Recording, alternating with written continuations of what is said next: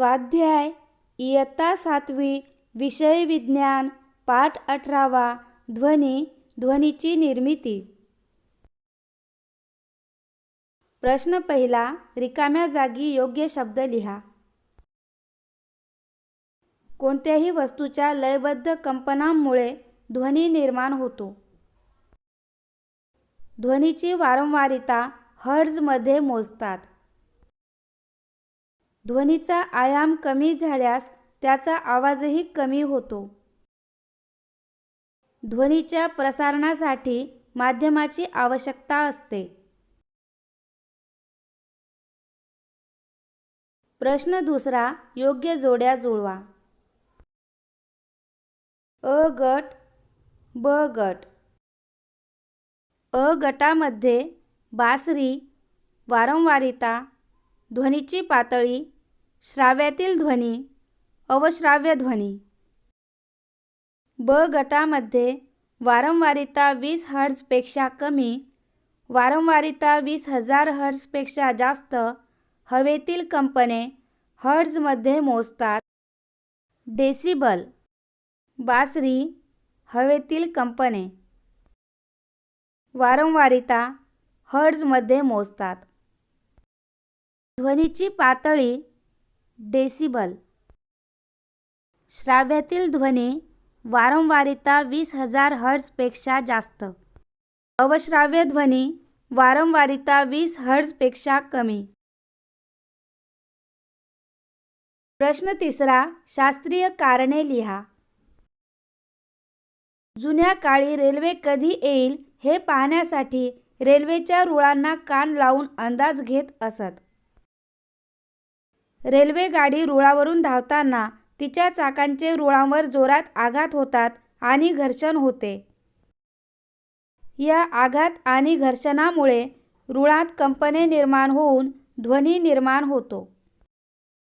या ध्वनीच्या कंपनांचे प्रसारण रूळ या स्थायीरूप माध्यमातून दूरपर्यंत होते, म्हणजेच या रुळातून ध्वनी दूरपर्यंत प्रवास करतो। दूरवरच्या अंतरावर रुळांना कान लावल्यास हा ध्वनी स्पष्टपणे ऐकू येतो आणि रेल्वेगाडी येत असल्याची कल्पना येते। म्हणूनच जुन्या काळी रेल्वेगाडी कधी येईल हे पाहण्यासाठी रेल्वेच्या रुळांना कान लावून अंदाज घेत असत। तबला व सतार यांपासून निर्माण होणारा ध्वनी वेगवेगळा असतो। तबल्यामध्ये ताणलेल्या चामड्याच्या पडद्यावर आघात केल्याने त्या पडद्यात कंपने निर्माण होऊन ध्वनी उत्पन्न होतो। सतारीमध्ये ताणलेल्या तारा छेडल्यामुळे त्या तारांमध्ये कंपने निर्माण होऊन ध्वनी उत्पन्न होतो। अशा रीतीने कंपायमान होणाऱ्या वस्तू वेगवेगळ्या असल्याने निर्माण होणाऱ्या कंपनांची वारंवारिता आणि उच्च नीचता वेगवेगळी असते। म्हणून तबला व सतार यांपासून निर्माण होणारा ध्वनी वेगवेगळा असतो। चंद्रावर गेल्यानंतर सोबतच्या मित्राला तुम्ही हाक मारली तर त्याला ती ऐकू येणार नाही। ध्वनीच्या प्रसारणासाठी माध्यमाची आवश्यकता असते। चंद्रावर पृथ्वीप्रमाणे वातावरण नसल्याने माध्यमाच्या अभावामुळे चंद्रावर आपण बोलताना ध्वनीचे एका ठिकाणाहून दुसऱ्या ठिकाणी प्रसारण होत नाही। म्हणूनच चंद्रावर गेल्यानंतर सोबतच्या मित्राला हाक मारली तर त्याला ती ऐकू येणार नाही। डासाच्या पंखांची हालचाल आपल्याला ऐकू येते, परंतु आपल्या हातांची हालचाल आपल्याला ऐकू येत नाही। डासाच्या पंखांची खालीवर अशी हालचाल अत्यंत वेगाने होते। त्याच्या पंखांची हालचाल एका सेकंदात 300 ते 600 एवढी असते, म्हणजेच पंखांच्या हालचालीची वारंवारिता 300 हर्ट्झ ते 600 हर्ट्झ इतकी असते।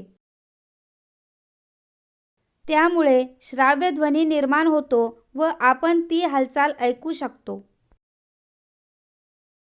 मात्र आपण आपल्या हातांची हालचाल इतक्या वेगाने करू शकत नाही।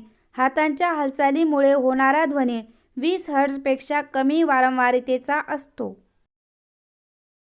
असा अवश्राव्य ध्वनी आपण ऐकू शकत नाही म्हणून आपल्या हातांची हालचाल आपल्याला ऐकू येत नाही.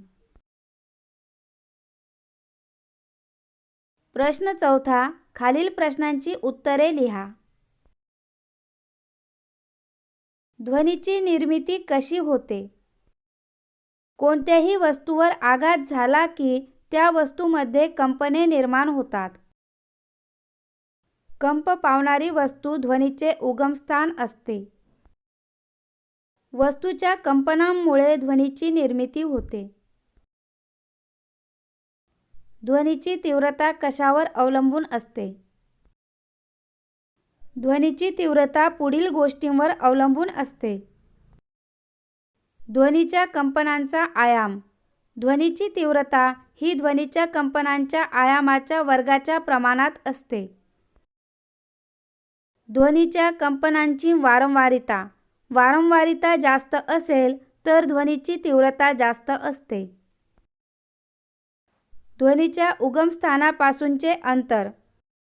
ऐकणाऱ्याचे ध्वनीच्या उगमस्थानापासूनचे अंतर कमी असेल तर ध्वनीची तीव्रता अधिक जाणवते.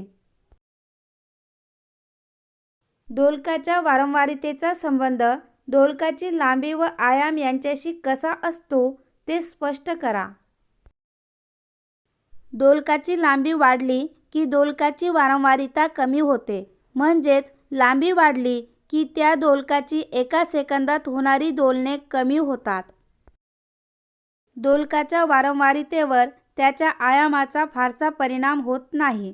म्हणजेच आयाम वाढला किंवा कमी झाला तरी त्या दोलकाची वारंवारिता विशेष बदलत नाही, ती जवळजवळ तेवढीच राहते. ताणून बसवलेल्या तारेतून निर्माण होणाऱ्या ध्वनीची उच्च नीचता कोणत्या 2 मार्गांनी बदलता येते ते स्पष्ट करा.